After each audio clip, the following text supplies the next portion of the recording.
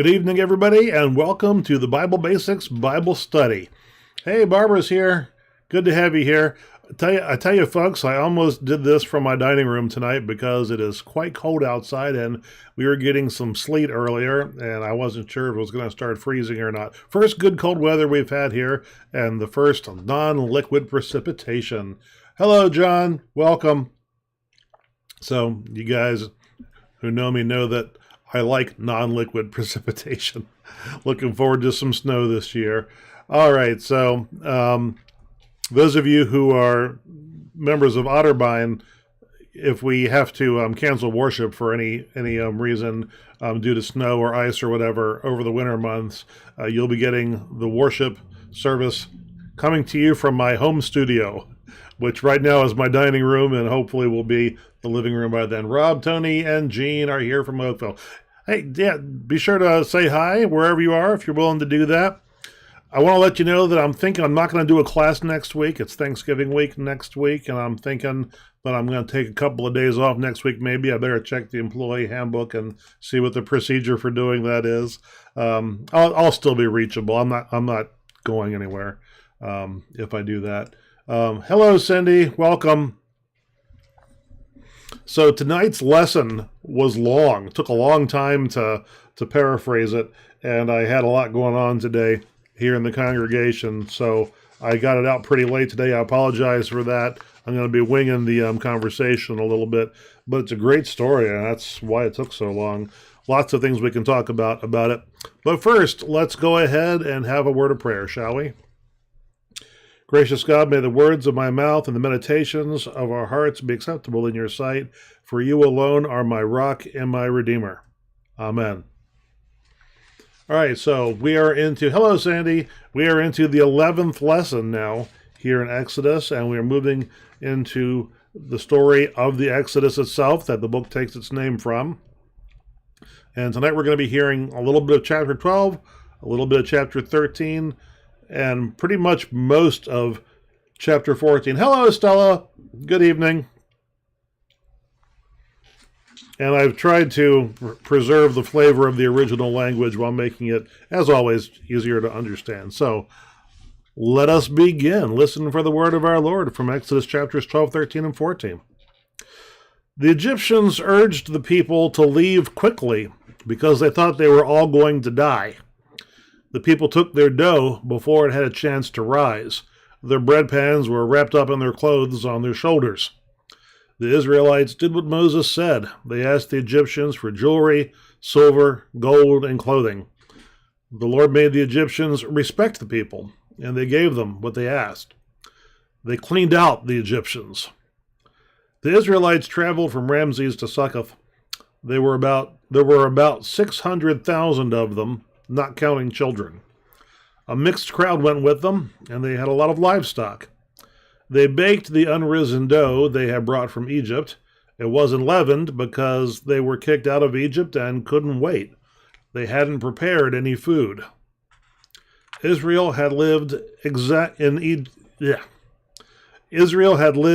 Egypt exactly 430 years. After 430 years, to the day, all of the Lord's armies left Egypt. It was a night of vigilance, and the vigil is to be observed by Israel every year, forever. When Pharaoh let the people go, God didn't lead them through the land of the Philistines, even though that route was fastest. God thought the people might change their minds if they have to fight. They might go back to Egypt. So God led them a roundabout way through the desert by the Red Sea. The children of Israel left Egypt armed for battle. Moses took the bones of Joseph with him. Joseph had made the children of Israel swear when he said, "When God comes for you, carry my bones with you." They left Succoth and came and set up camp in Etham on the edge of the desert. The Lord led them with a column of smoke by day and gave them light with a column of fire by night. The column of smoke and fire never left the people. The Lord said to Moses, "Tell the children of Israel to turn around and set up camp by the sea.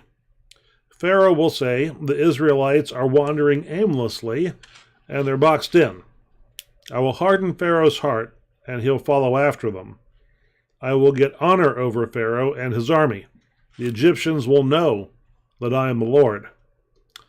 The king of Egypt was told that the people had fled. Pharaoh and his officials changed their minds and said, "What have we done, letting Israel go?"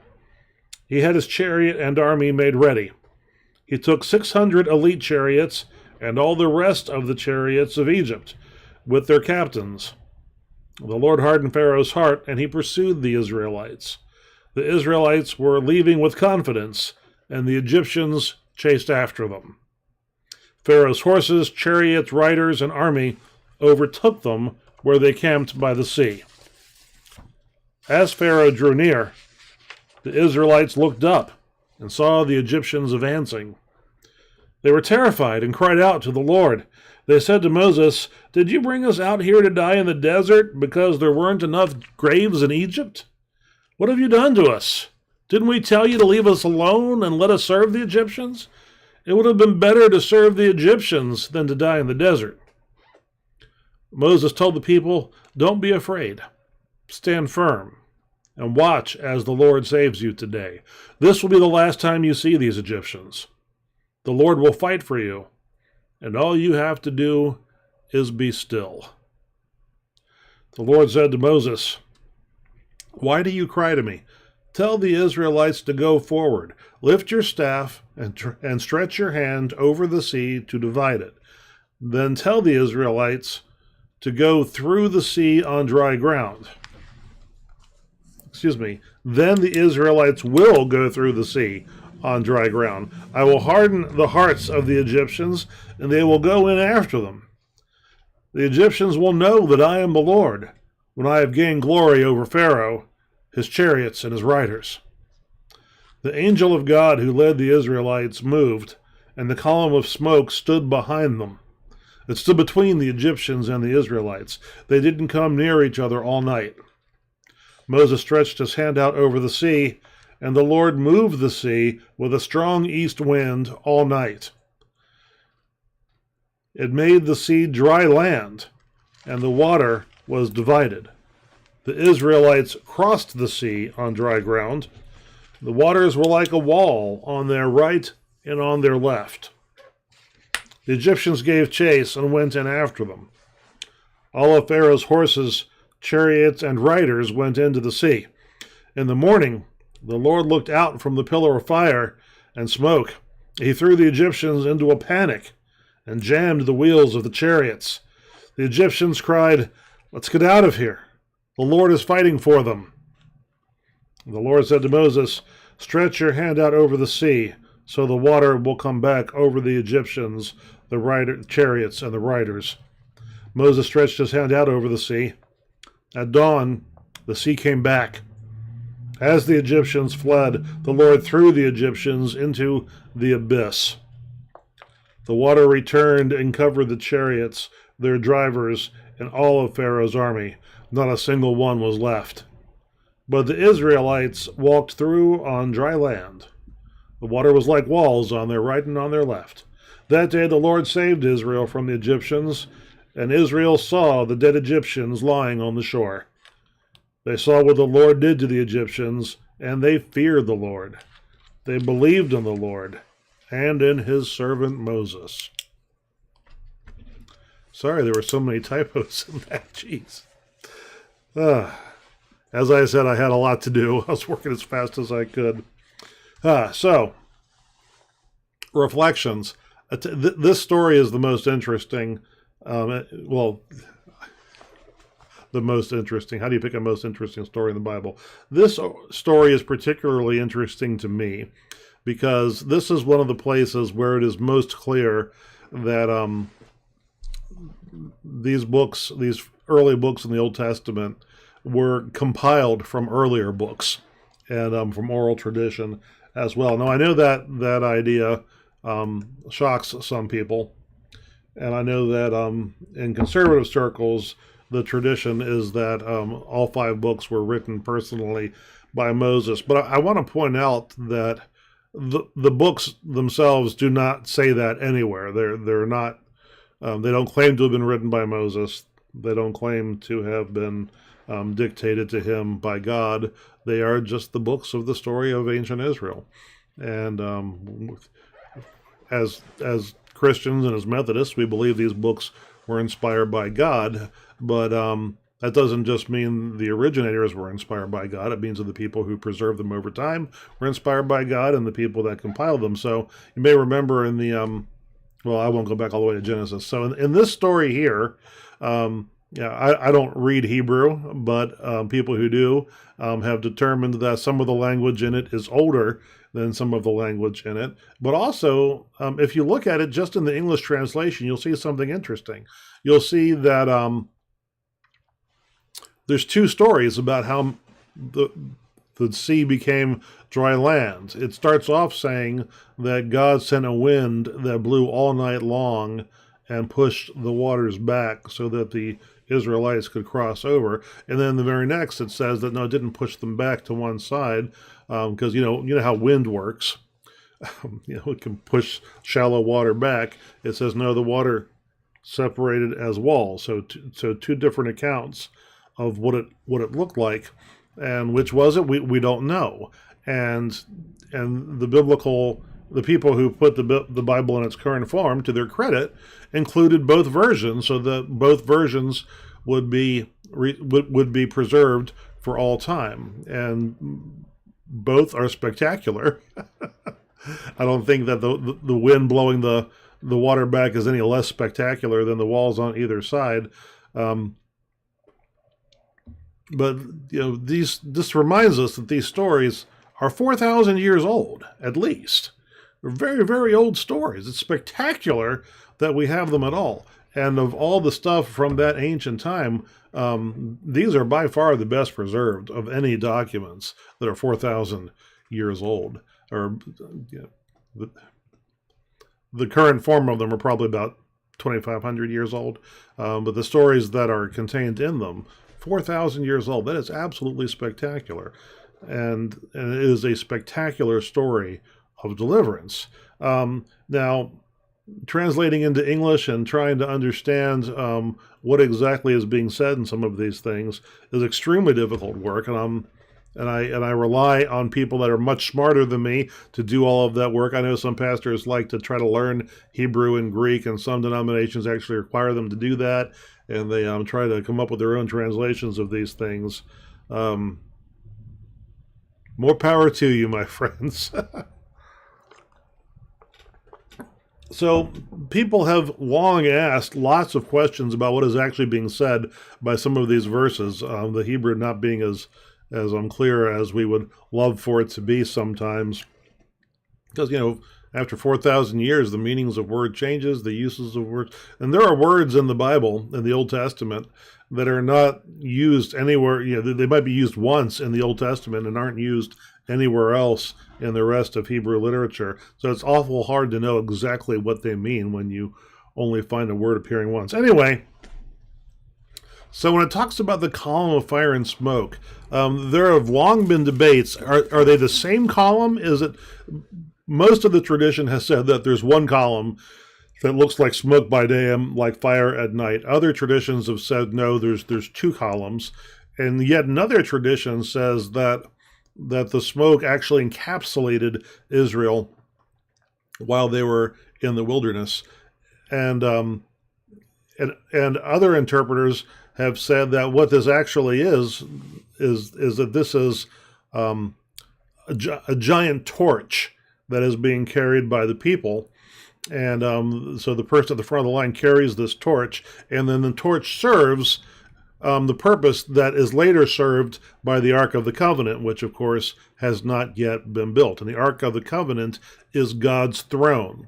And so once the Ark is built, when Israel moves, the Ark is in front, and it is the symbol of the seat of God, and God is sitting on top of it. So there are those who think that this column or this pillar is actually a physical pillar with a smoky fire at the top, which can be seen by a large company from a great distance, because when you've got a company this big, trumpets or drums at the front are not going to be heard in the back, and if you try to relay it, you've got problems. So some groups did travel that way? We don't know. It's a fascinating discussion. It's all hypothetical. We don't know exactly. What we do know is that God led the people one way or another, and that God was there with them and got them through these spectacular events. Another question that people have debated is, I never said hi to Tracy. Hello, Tracy. Is, which sea was it? And for the sake of tradition, I left the Red Sea in my version of it, but it is now well known that that is a mistranslation of the Hebrew, that it is in fact the Reed Sea, and nobody knows exactly what the Reed Sea refers to. None of the places that are listed in the section there are known to us now. It's all been lost to time. So we're not exactly sure what body of water it is we're talking about, or how deep it was. Hello, Joan. Or whether it was flowing water or still water. We just don't know. We do know that it wasn't in Philistine. Or Philistia, I should say. It did not cut through Philistia territory. One thing that I noticed taking a look at this is that it says that it's a mixed crowd. So, one of the problems people have reading this portion of the Bible is that you've got this persecuted group of Israelites leaving Egypt, then going into the Promised Land, and there are already peoples in the Promised Land who are going to be displaced. And of course, mass migrations are always disruptive, but it is my position that if you read the actual stories, it is not at all a clear-cut case of one group of people moving into an area and wiping out another group. It says right here that not everybody who left Egypt with Israel was an Israelite. They took other people with them. And throughout the story, there have been opportunities for people who are not of Israelite descent to enter into the group of people. And that will continue to be the case. When they go into the Promised Land, as we'll start reading in the near future, not every group tried to keep them out. They didn't end up going to war with every group, and they didn't end up entirely cleansing the land. Some of those peoples were absorbed into Israel, and that's good, right? That means that with some of the people, at any rate, as they moved in, they were able to find a way to coexist and to even assimilate into a single society. And also keep in mind that the population densities we're talking about are much, much lower than anything in that area now. I mean, 600,000 people sounds like a lot of people, but when you look at the area that we're talking about, it's not actually that many people for an area that big. And the thing that I noticed today for the first time in my life, and I never noticed this before, reading about it, is that it doesn't say that God threw the people into the sea.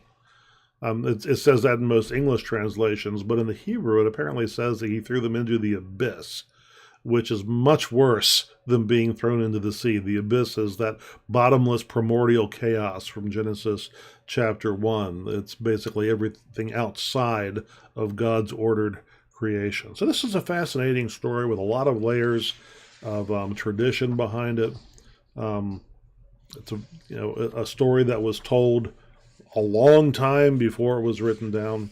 There are archaeologists out there today, secular archaeologists, particularly Egyptian archaeologists, who will tell you that this story has no basis in history at all, that it's all the stuff of myth, and that we should read it that way. And let me say this about that. First of all, being the stuff of myth does not make it untrue. As Americans, we're not used, as modern Americans aren't used to believing in their myths, but ancient peoples did.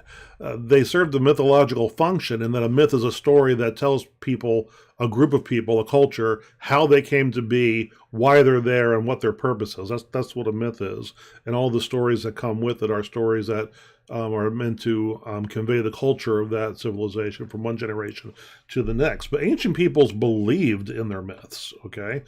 So they, for them, history and myth were not two different things. So saying it's the stuff of myth doesn't automatically make it not factual. The second thing I would say is that every myth that we've studied thus far has ended up being a lot more closely rooted in history than people, or I should say,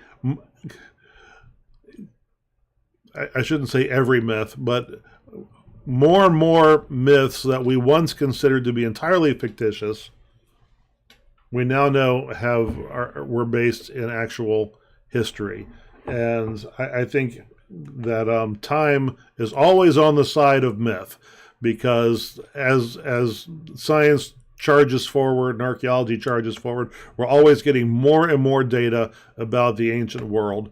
And the trend, in my mind, the undeniable trend, is that data, more and more data, repeatedly surprises people by revealing that key factors of some of the oldest stories, like Helen of Troy. For a long time, historians knew that there was no such thing as Troy until they found Troy, right? And there's lots of stuff going on in the Middle East today, uncovering things that are mentioned in the Bible that are surprising people, because people didn't expect to actually find evidence of these things. So anybody who says that a story like this couldn't have happened, just because you can't prove it happens doesn't mean it didn't happen. So I just wanted to put it out there that you will see people claiming that these events have no basis in actual history at all. And I'm going to tell you that I think they do, that these are very, very old memories that have been preserved for us, but more importantly, that these are stories that have been preserved for us for the purpose of conveying meaning from one generation to the next. That's what makes people different from every other animal on the face of the planet. That's what I'm coming to believe is the image of God in us, is that we don't just take history in the moment as it comes to us. We learn from history by conveying stories about it. Our brains are storytelling machines. It's how we understand everything. It's how we figured out the whole thing about cause and effect and correlation. We write stories, and we have written stories. Well, we told them first, then we started writing them down. Ancient stories are there for a reason, and those of us who are people of faith believe that God had a role in inspiring those stories. Even the stories in the Bible that are fictitious, Jesus told parables, that he made those stories up. That doesn't mean that the meaning of those stories is not true. To say that a story is inspired means that it's God's story and that God has given it to us. And so it doesn't matter whether the wind blew and pushed the water back. It doesn't matter if they were as a side. It doesn't matter as walls. It doesn't matter if it was some combination of the two. It doesn't matter if we're talking about like a cyclone with fire and smoke in it, or somebody carrying a column that has fire and smoke at the top. The meaning of the story is the same, no matter how you take apart the details. So, all right, so those are my reflections on the story. What does the story tell us about God? It tells us that God keeps his word, that you shouldn't test him, and that God will save his people. We talked in church a little bit on Sunday, quite a bit on Sunday, about what it means to say that God saves people. That wasn't the language we used. God's promises are to history, and they play out over the course of history. When God says, I've got great plans for you to do you good, he's talking about us as a people, not me as an individual. Each person has their role to play in that. So God makes promises to his people, and he makes good on the promises that he makes to his people. And keeping those promises and those giant acts of salvation, like bringing the people out of Egypt, they do not depend on the strength of our faith. As you can see in this story, Moses and his faith is at a very different place than the rest of the people with their faith. They're constantly regretting having listened to the prophet. So Moses is at a different place. And yet God is faithful to the promise he has made to the people. And of course, he didn't make the promise to them. He made the promise to their ancestors. So what does this story tell us about ourselves? The peculiar thing, I'm saying it's peculiar. It's actually not peculiar. This is what people are like. Reading the story as a child, reading the story as a teenager, reading the story as an adult, it always confounds us that the people keep saying they wish they had stayed in Egypt. Everything they have seen God do in Egypt, everything they have seen God do bringing them out of Egypt. This is not the last time they're going to say this. After they have crossed the Red Sea, when they're out in the wilderness, they're going to keep saying, we should have stayed in Egypt. Part of that storytelling thing that our brains do is nostalgia. And there's a good thing about nostalgia. Nostalgia allows us to remember the past as being better than it actually was. This is a universal human trait. There are exceptions to the rule. People who suffer from clinical depression often have very different memories of the past, ways of understanding the past, and often not accurate memories of the past. But most people remember the past as being better than it actually was, and that helps us move forward with life. It helps us make peace with the past and events of the past. We look back at the good old days, but it's not an objective look back at the good old days. So when the people are suffering in the wilderness, they look back at the days in Egypt and they think those were our glory days. And they have to keep being reminded that they were not the glory days. They were slaves in Egypt. And they say, oh, well, it would be better to go back to being a slave than to deal with this now. It's kind of like when you hear folks say, I wish I hadn't lived long enough to see days like this. My grandmother used to say that when her kids were fighting with each other. Whenever we had really bad arguments, she'd say, I wish I hadn't lived long enough to see this day. That's not true. She was very happy to be there with us. Just in that moment, she felt that way. But yeah, so this is something that people still do. They look back on things being better than they are, better than they were. The problem is when that prevents us from moving forward. And so nostalgia can become dangerous when the future is threatening to us. And I'm assuming that there have been times, I know there have been times when the future was not threatening to people. I mean, you look at all the art from the 50s, all the futurism from the 50s, all of the science fiction from the 50s, they depicted utopian futures. They envisioned the progress of science and democracy, making it all the way around the world and going out to the stars, and very optimistic views of the future.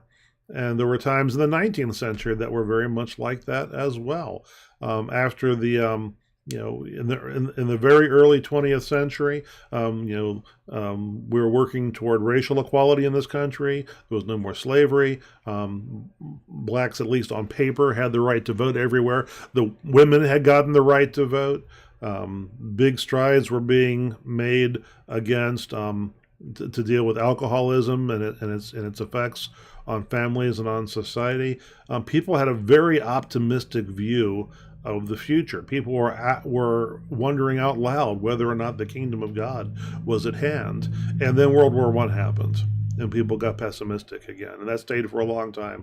So when pessimism is palpable, when fear is palpable, that's when nostalgia becomes dangerous, because it freezes people and prevents them from moving forward. They want to move backward. Well, you can't heal moving backward. The only way to heal is to move forward into a better tomorrow.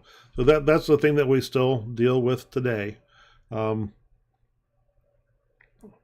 might have already told this story here. I don't remember. I grew up in Prince George's County, and Marriott Corporation started in Prince George's County, and I'm talking too long. Marriott wasn't always a hotel company. They used to be a restaurant company, and they had various chains of restaurants in the D.C. area. They have Happy Parker's Fried Chicken, which we had before Kentucky Fried came to this market. They had the Mighty Mo Drive-In, which we had before McDonald's came to this market. They had the Hot Shop Cafeteria, which was their, I'll call it fast casual format. And they also had the Hot Shop restaurant. And my parents used to go to the Hot Shop all the time when they were younger, and they'd tell us all these stories about how they'd get the Mighty Mo burger and the Teen Twist sub. And so, there weren't that many of them left, so going to one was a treat for us when we were kids. So when I was in my early 20s working with the Boy Scouts down in Bethesda, the last Hot Shop restaurant had announced that it was going to close. This would have been around 1993. And there's a guy in the cubicle next to me. I said, hey, you want to go up the street, get lunch at the Hot Shop before it closes? And he said, no, you go. I've got bad memories from that place. And I said, my parents had great memories from that place. And he said, yeah, well, your parents are white and they didn't have to sit in the room in the back. I did. He was older than me. He remembered segregation, and hot shops were segregated. I had no idea. My parents never mentioned that. I don't know that they noticed. I hope they did. They didn't say anything about it. So that was the 1950s. And people, some people look back at the 50s and say, oh, things were so much better in the 1950s. My first SPRC chair, Charlie Johnson, that drove him crazy. He said, I don't know why everybody thinks the 50s were so great. I guess they didn't get drafted and get sent to Korea like I did. He said, I spent most of the 50s getting shot at. He said, and people look at the cars, oh, the cars were so much better. I said, yeah, they looked better. They didn't run better. They rusted out in 10 years. They had vinyl seats, no air conditioning, and you had to wear wool pants year round that stuck to the seats. Things were not better in the 50s. But when people think they are, it prevents them from moving forward into the 2020s or the 2030s. All right, I've talked too long about that. What does that tell us about our relationships with God and each other? Well, it tells us that we need to remind each other of this, that things were not better in the old days. Some things were better. God's future for us is not in the past. It is in the forward. So we need to keep reminding each other of that so that we can move forward, taking that next step in faith. All right, so that's all I have for you on the Bible study tonight. The thing that I would want to tell you about in the world of Methodist news tonight is that a new book is coming out. I guess I'm going to have to buy it. I've got so many books that I haven't read that I need to read. I guess I got to start spending more time on the treadmill at the gym. That's pretty much my only chance to read non-biblical stuff these days. And this book was written, I forget the title. I put the link to the article about it in the notes. So you'll be able to see that when the Bible study is over on YouTube and on Facebook. There'll be a link there that you can click, and it will take you to the UMM site article about this book written by Dr. Lovett Weems and Dr. Doug Poe, who were both professors. Doug Poe, I believe, is still there. I'm not sure. At Wesley Seminary. When I knew them, they were at Wesley. I'm not sure where they are these days. They were both in the leadership Doctor of Ministry course that I took, and it was a great, great program. And the book is about how to lead people forward in times like these. And the important thing that they point out is that when you lead an organization like a church, and they write for churches, the future always has to be connected to the past, and there always has to be a sense of continuity with the past. Whenever a church is going to talk about doing something bold or new or heading in a new direction, first of all, it has to be rooted in what the church is already doing, what the church has done in the past, if it's going to work. And the other thing is that while you're doing that, you have to continue to invest heavily in the basic functions of the church so that you are continuing to nurture the people that you're trying to lead, because you're asking them to do something new and innovative and bold. That means you have to be caring for them and their souls and their bodies while you do that, because they're under stress they're under stress while you're doing this. So you have to meet all of those needs. So take a look at the article. It's the longest article I've ever seen them post on UM Insight. It's an in-depth interview with Dr. Weems and Dr. Poe. And I encourage you to take a look at it and read it. If not, buy the book. All right. That is all I have for you tonight, folks, and it is after 8:30 now. Thank you for joining, and like I said, next week I don't anticipate having a class. I might post a short video reminding folks that I'm not having class next week.